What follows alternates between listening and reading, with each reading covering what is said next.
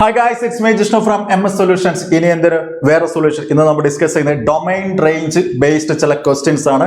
ചില ഫംഗ്ഷൻസിന്റെ ഡൊമൈനും റേഞ്ചും എങ്ങനെയാണ് കണ്ടെത്തേണ്ടതെന്ന് സാർ ഒരു ട്രിക്കിലൂടെ നിങ്ങൾക്ക് പറഞ്ഞുതരാം. നിങ്ങൾ പെട്ടെന്ന് എൻ്റെ കൂടെ വന്നോ.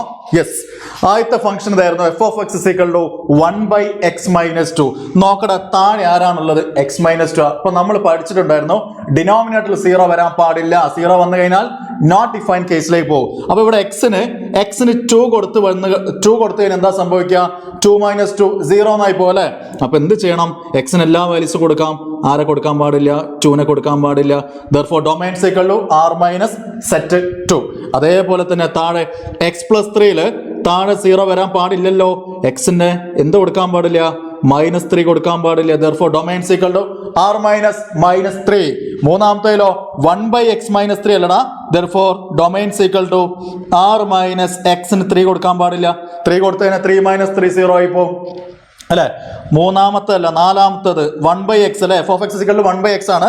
അവിടെ എക്സിന് ഏത് കൊടുക്കാൻ പാടില്ല? 0 കൊടുക്കാൻ പാടില്ല. അപ്പൊ 1/0 എന്നായി പോകും. 1/0 നോട്ട് ഡിഫൈൻഡ് ആണ്. therefore domain is r minus set 2. ഇനി അടുത്തത് 1/ax plus b ആണ്. ജനറൽ ഇക്വേഷൻ ആണ്. ലീനിയർ ഇക്വേഷൻസിന്റെ ജനറൽ ഫോർമാറ്റ് ആണ്. ഓർത്തു വെച്ചോ ഡൊമൈൻ കാണാനുള്ള ഇക്വേഷൻ r minus b/a. ആരാടാ? r minus b/a. ഈ 5 ഫംഗ്ഷൻസിന്റെയും റേഞ്ച് എന്ന് പറഞ്ഞാൽ നമ്മൾ ഒഴിവാക്കപ്പെട്ട നമ്പർ ഏതാ? 0 ആണല്ലേ. അപ്പൊ എന്ത് ചെയ്യണം? റിയൽ നമ്പറിന് 0നെ കുറച്ചാൽ മതി.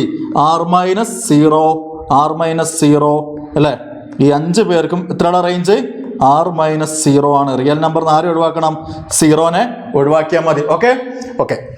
അപ്പൊ ഇതുപോലത്തെ കൂടുതൽ ക്വസ്റ്റ്യൻസ് നമ്മുടെ ലൈവ് അല്ലെ ചൊവ്വാഴ്ച വൈകിട്ട് 7:30 ലൈവില് നമുക്ക് കാണാം. Till then bye.